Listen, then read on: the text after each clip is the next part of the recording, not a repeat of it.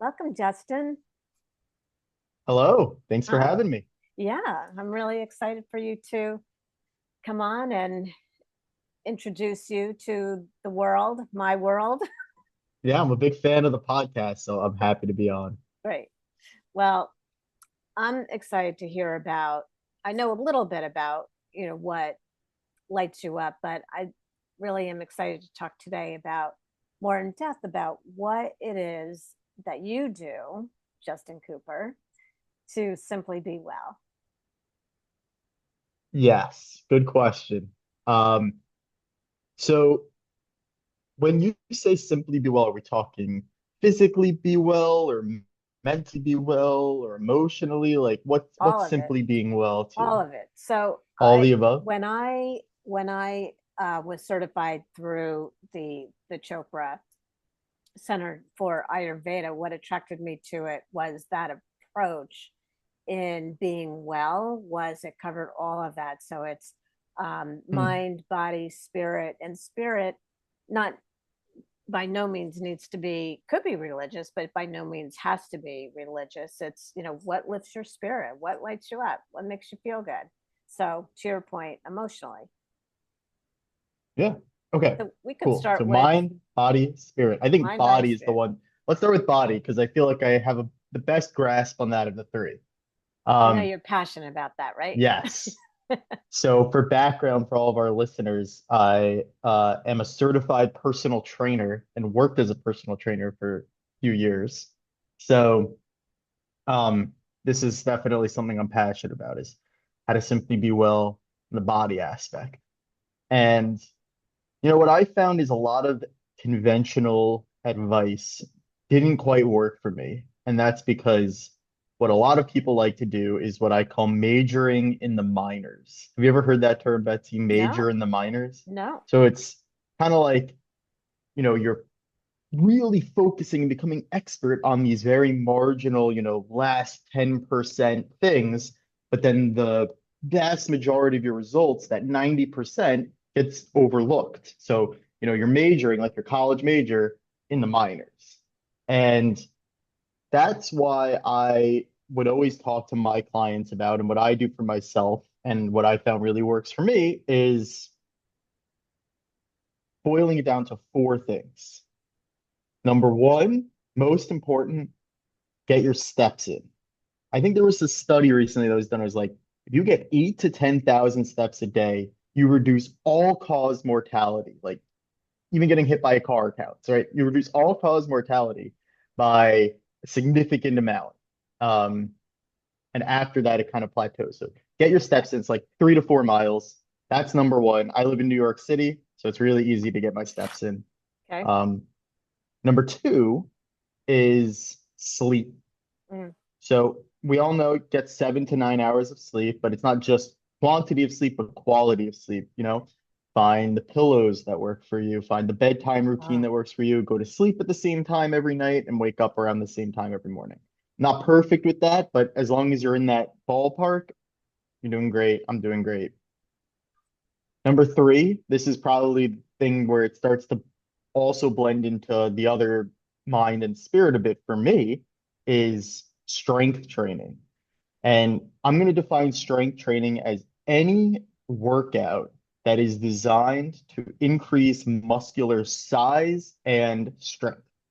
So, yes, that can be weightlifting. Like I like to go to the gym, I like to do bench press and squats and all that stuff, but also yoga is a really good example of something that makes you both stronger and makes your muscles a bit bigger. And Pilates is another example, right? So there's lots of things you can do to check off that strength training box. I like to weightlift, and we could talk more about that later. And then the last thing is eating enough protein. I generally like to shoot for getting like 3/4 of my body weight in pounds in grams of protein per day. So I weigh like 180 pounds. So I'll get probably like 130 to 140 grams of protein a day. So a little less than 3/4. But if you're not strength training as much as I am, you can go a little bit lower than that. I think that the RDA guideline is like 50 to 60 grams as just a blanket for everybody. I think that's not enough. Mm. Get your protein in. protein is super vital. And also foods that are higher in protein tend to be higher in other nutrients that are really important for you, like healthy fats and other micronutrients like vitamins. So those four things, that's the majors. Everything else is majoring in the minors, right? We can get into the minutia of, timing when you eat. Should you skip breakfast? Should you have certain multivitamins Mm, or other things? All that absolutely is important. But if mhm, that's all you focus on, you miss the big picture. And so for mm. me, I like to keep it simple and just focus on those four and everything else. If I'm doing well if I'm remembering to take my vitamins and all that stuff, great, but I don't sweat it if I don't. Yeah. So that's my body of simply being well. I'll pause there All because that was a right. lot. Well, because I'm glad you're pleasant because I have questions. Yes, I'm all So in. thank you Let's hear for it. pleasing. So, so I know when you come to visit us, I know that going to the gym is a big priority and you're always up for a walk. But what I don't know really is when you're in your own home environment, how do you work these things in, particularly like steps, and how much are you working from home versus the office? And so how does all of that pan out? That's a great And question. how often do you go to the gym when you're home? Yeah, so we'll talk more about this later, but I like to treat the gym and weightlifting, that's equally for me spirit as it is body. And that's because I find a lot of fulfillment in kind of the art and science of bodybuilding and being able to say, I want, to treat my body like it's a sculpture and I'm sculpting it in the gym. And so it makes it very easy for me to find the energy to go to the gym before or after work because that's also kind of what fulfills me artistically. Mhm. Um, so check off a lot of boxes with that one. To your point about getting in steps. So since I live in the city, I go into the office maybe two, three times a week. Um, if I go into the office just walking to and from the subway and stuff like that, I get in my steps and it's great. If I'm working from home, I have to be a bit more intentional about it. So sometimes I'll do like a morning walk to get coffee, or I'll make sure in the afternoon I have some errand I have to run, whether it's grocery shopping or, there's some podcast I want to listen to. I'll make sure I do that with a walk. Mhm. So just being more intentional about getting your steps in, you'll find that getting in the 8 to 10,000 steps a day, that is 3 to 4 miles. That shouldn't take you more than an hour total of walking time in the entire day, Hmm. which I think everybody can find time for that, and no matter their situation, even if they're not in the city. Yeah. How about sort of like a work life balance question? How how hard or easy is it throughout the day to be able to get up, and step away, from your computer? That's a really good point. It sometimes is really hard, especially on busy days or on days where you're just Back tired, to back meetings. Yeah. Yeah, exactly. You just have a lot going on.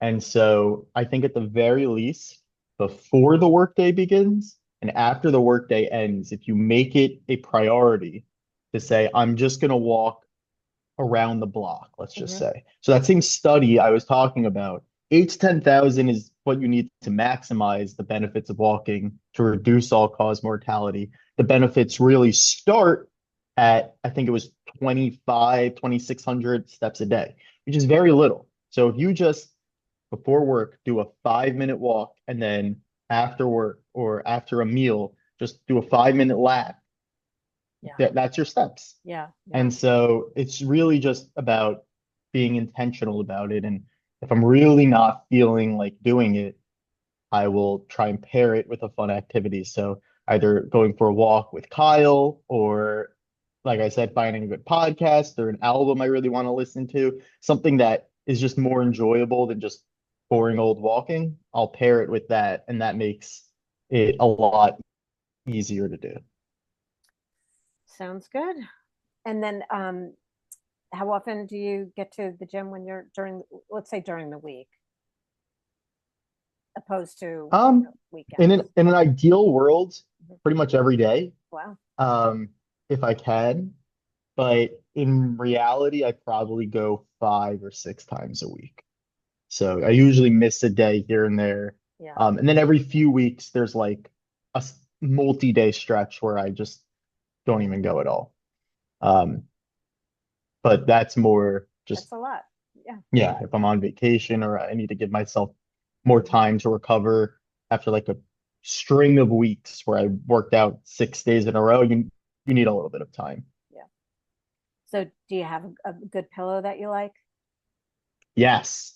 So I'm trying to remember where we got these pillows from, but my mom discovered this pillow that she calls Mush Oh, because it's like a mush pillow and it's like somehow it's both firm but squishy and soft at the huh. same time. And I have like four of the mush pillows Wow. and it's just great. Yeah. Well, I sometimes I find that I'm like this sleeping and wake up with, a headache or like a cramp in my neck. So I'm not sure I found the right pillow. And I'm curious, the pillows that you use when you're here, how are they? Are they too firm, too soft? How would you rate Um, these pillows? to be honest, they did not leave an impression on me. Go to her bed. I don't remember Well, if the that's pillow, probably how, good where then. the pillows are. So yes, at the very least, it's not bad. Okay. All right. We'll have to talk about this in more detail next time you come out. Okay. Another thing with the pillows, and I introduced this to Kyle, and I feel like she is a fan, is I like to set up a little fort with the pillow in that there's always a pillow that's kind of where my side is because I'm a stomach sleeper, but I find that if I sleep on my stomach, like you said, my neck hurts or, I start to kind of constrict my breathing a bit. So I set up this little fort pillow. Oh, And so nice. when I lie down, I kind of am at an angle and that Uh-huh. really opens things up and lets Oh, me stay aligned and straight. I think side sleeping is supposed to be the best for you. Um, I'm not an expert on sleep, but that's just what I've yeah. heard. I'm not And sure. Yeah. yeah, I just don't find it as comfortable. So this is kind of a Mhm. compromise. Hmm. I think for myself, I rotate. Like I'll start. I'm like cover all the bases. I start, maybe face down, and then go to my side. Then I'm up. I think I just roll, Yeah. and much to Mark's dismay, because I'm pulling the covers with me. Okay. But yeah, that's something that he has a very smushy pillow, and I'm like, I that's like way too flat for Yeah. me.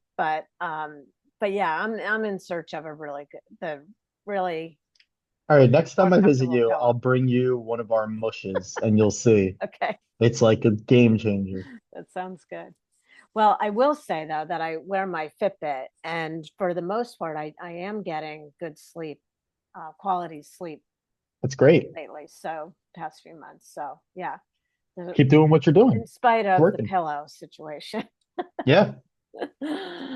So all right. So anything else then on body that you want to bring up? I think those are really the four. And I really want to emphasize, and again, this is just for me, but Mhm. also working as a personal trainer, what I found has worked for my clients is the fewer things you have to worry about, the easier it is to nail the things you do worry Yeah, about. yeah, that makes And sense. it's very easy to go on these online rabbit holes and, have to optimize your vitamin K ratio to make sure that potassium versus calcium versus sodium is exact right electrolytic balance. And it's like, sleep well, walk, do a little strength training and eat your protein and you'll do fine. Sounds good. I like it. All right. So, how about brain health? Yes. So for mind, this is definitely something that I think of the three I struggle with the most. And that's mostly because the all the things that I know are good for my brain are not the funnest to do. Like body, it's easy because I love to eat. I love to eat steak, you know this. I love to eat steak, so it's easy for me to get my protein in. Yep. I love to drink milk. Easy to get my protein in. Um, I love to work out. I love to walk. These are things that are not hard for me. The mental stuff, something that I really am trying to do consistently. And sometimes I'll build up a good streak and then break it, is meditation. Mhm. Um, and the meditation I like to do, I think it's kind of like transcendental meditation, but I'm sure I'm botching it. I've never really read any real text on that, so this is Okay. just what I think it Okay. is I'll just sit there, put on a timer for like 10, 15, maybe 20 minutes, and I'll just try and stay present by repeating some kind of mantra to myself over and over. And as I notice my mind start to wander towards different thoughts, as soon as I notice that, I snap back to being present and just repeating my mantra. And I try and just do that and not break my concentration. And the times in my life where I've meditated for many days in a row, I found my mind is significantly more at peace. Mm, I'm able to focus a lot better at work. And just in my life, I'm able to be more present. mm, And so that to me is a big one. The problem is I don't love it like I love working out. And so it's something that I have to be a bit more intentional about. Like mhm, with, like I mhm. was saying, with the Yeah. walking on busy days, something I have to really carve out time for. So I'm going to try and do better with that. And this is a good reminder for me. Yeah. So what about when you're working, do you find that you need to take some mental breaks or and how do you Yeah, do that? that's a great question. So something that I found works for me is a technique. It's called the Pomodoro technique. Have you ever heard this? No, Okay.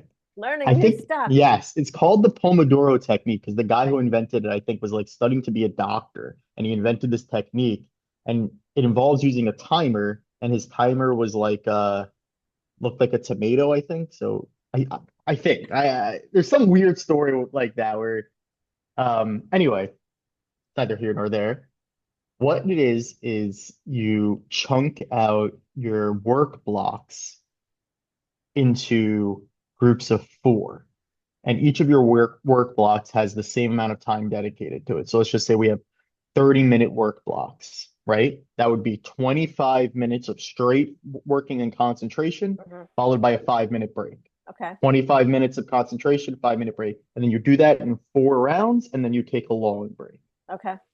And it doesn't have to be 25, 5, you can do 50 and 10. So you can really make it however you want, as long as it's like an Hmm. even group of four. And then after you do 4 blocks, you take a longer break. Hmm. And I found that on days where I have to really, sometimes I have to write an entire note that's going to be published that day. And so I have nothing to do except sit down and write for the whole day. On days like that, I'll set a timer for 25 minutes. I'll work, work, work, work, work. Timer goes off, break for 5. Do that 4 times and then take a 25-minute break and then regroup and do Yeah. it again. And I Yeah. just keep going through that. And that helps me not burn out while I'm focusing. Yeah. I think that there's a thought, and myself included, that when you're focused on something, you don't want to break that concentration. When you're Yeah. working on like particularly problem solving type work.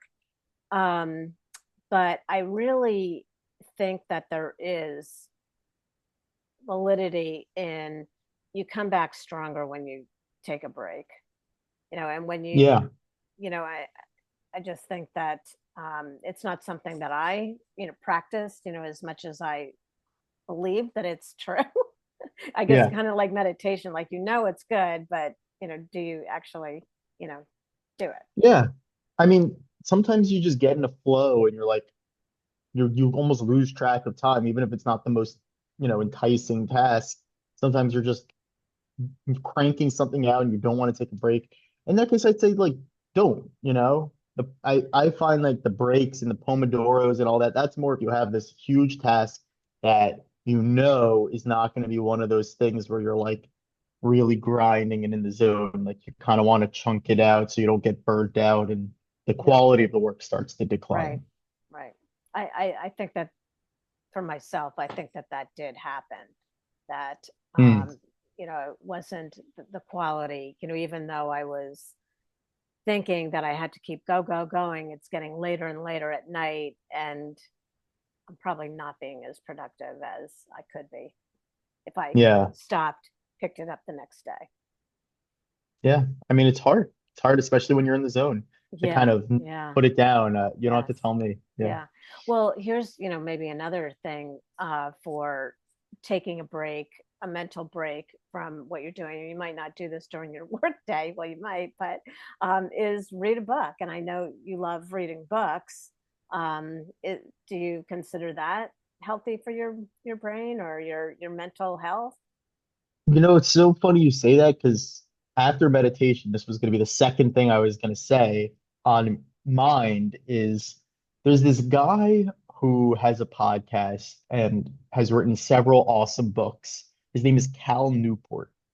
Yeah, you should definitely listen to some of what he has to say because I think he's one of the most thoughtful kind of personal improvement influencer types Okay. out there. He has really good work, and his big thing now is the importance of reading and how reading is kind of like going to the gym for your brain, Mm, and how just sitting down and forcing yourself to read for a certain amount of time per day, it doesn't have to be a book, it could be reading the news or reading something substantive for, you know, multiple sessions or multiple days in a row or however you want to chunk it out is really, really healthy for your ability to just concentrate, your brain's ability to hold its attention. And so I definitely think that reading mm, is an mm. important part of my simply being well in my mind. Reading anything good now?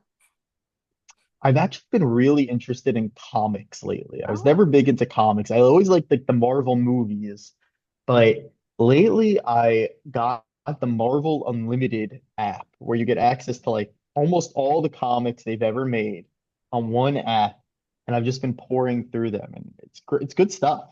So that's what I've been reading lately. okay. Um, Anything else on mental health before I we dip think into spirit? those are the two that are biggest for me, but I'd be Okay. curious, since you know me so well, what would you say is Chess. something that's a really good answer? That's the best answer that I just totally forgot about.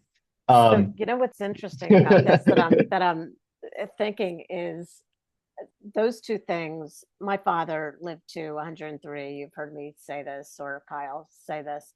And two of the things that I think, and he was totally with it, right up till his last day. And I think that he was an avid chess player. He was still playing chess at 103, and he was reading. He was an avid reader.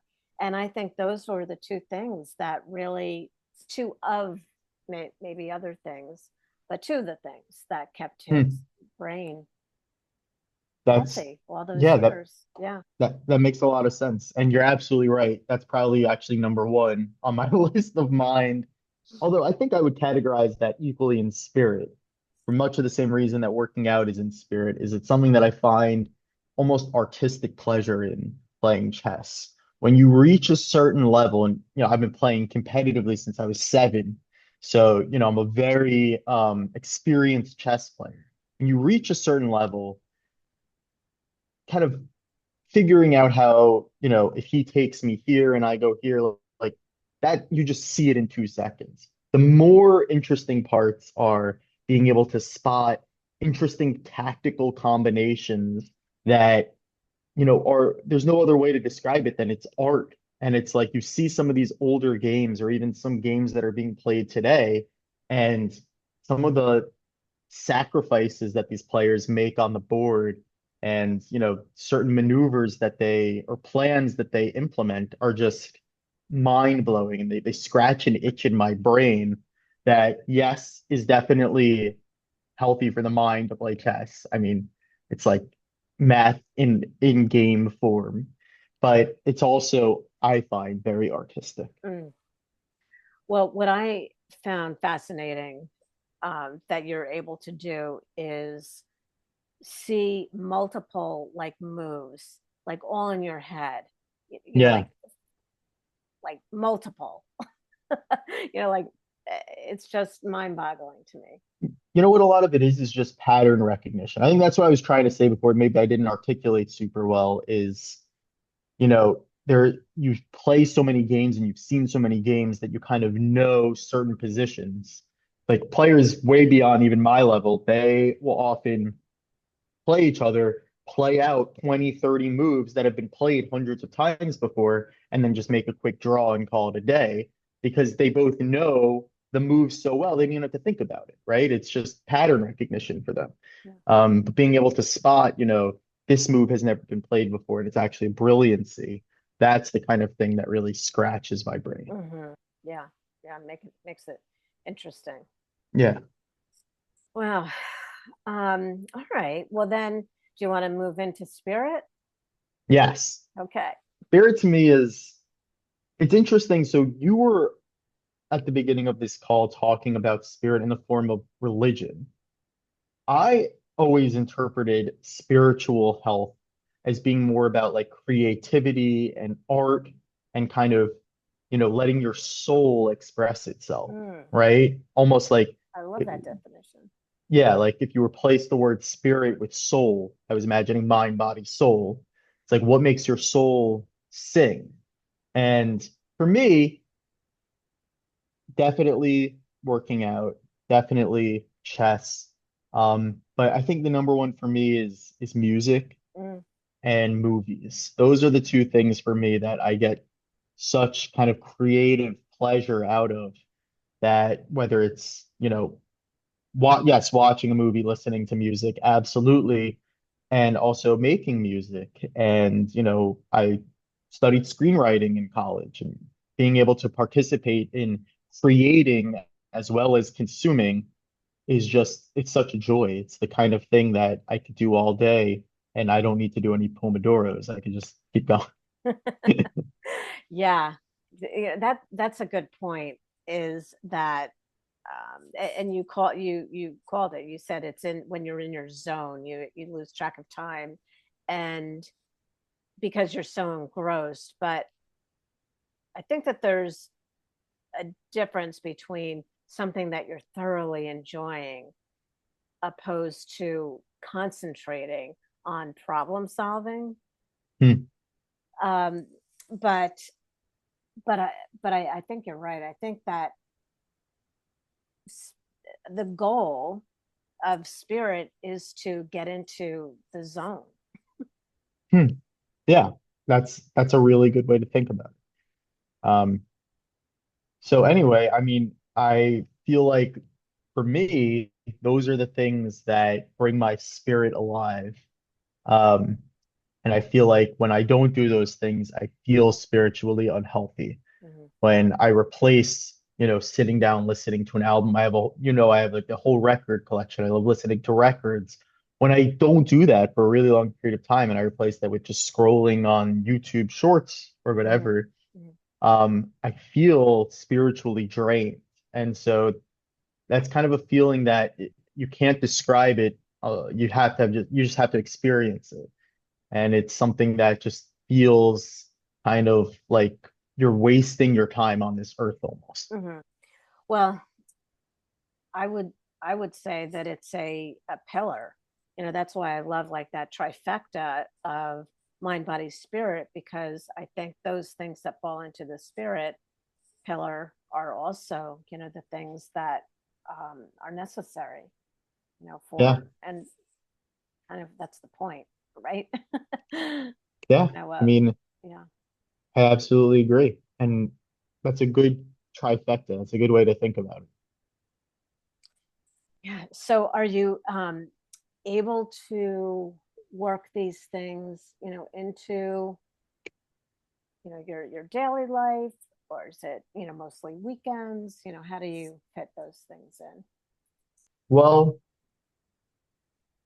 I would say I do something for all three almost every day. That's pretty Um, Mind is definitely the hardest to be consistent with. And I would say there are definitely sometimes days that go by where I don't read, I don't play chess, I don't meditate, I don't do anything that gives me a healthy mind. So I'm gonna definitely be more intentional about that. Um, I think it's very rare that a day goes by where I don't eat enough protein, I don't get my steps in, um, I don't, have sufficient sleep or even work out. So I think physical body, I'm good on. And then spirit, um, lately I've been a lot better with it. I really have. I think maybe a year ago, if you had asked me, I would have said that's something I need to work on a bit more because I was dedicating a lot of my free time to things that weren't enriching my spirit as much as the things I'm dedicating my free time to now. That's great. Yeah. And so here's a question for you too, and I'm not sure where this would fit into um, your approach, your mind, body, spirit approach. But what about nature? How does Hmm. that impact your well being? And so, like, I'll let you. Yeah.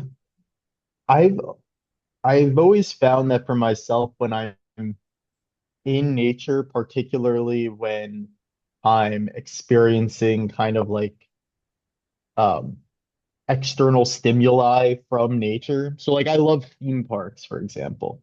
I was just in Orlando this past weekend visiting the new Epic Universe. I don't know if Kyle told you, No, I haven't but talked to her. yeah, so that's where I was.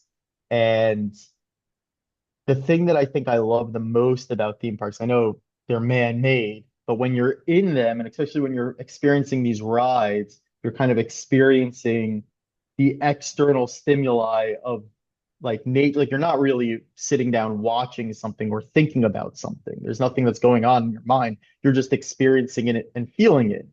And I also feel that way a lot when I ride the ferry here in New York. Whenever I had the opportunity to, I will make sure I ride the ferry and even sit up top so I could feel the wind on my face and I could smell the water.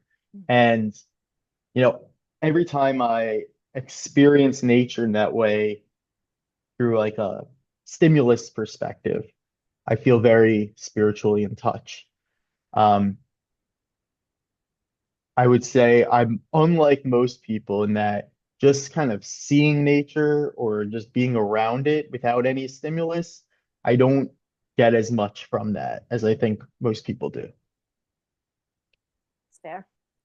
Yeah, and and it almost sounds the way you're describing it almost sounds like a meditation, really, it because really is. Yeah, that's it. meditation is there's many forms of meditation, and it doesn't have to be repeating a mantra. It could just be experiencing the present, and not thinking whatever's happening, the breeze on your face, that crazy ride. That's That's exactly right. I Yeah, think that's a form of meditation. Yeah. that's a really, really smart way to put it. I would 100% agree.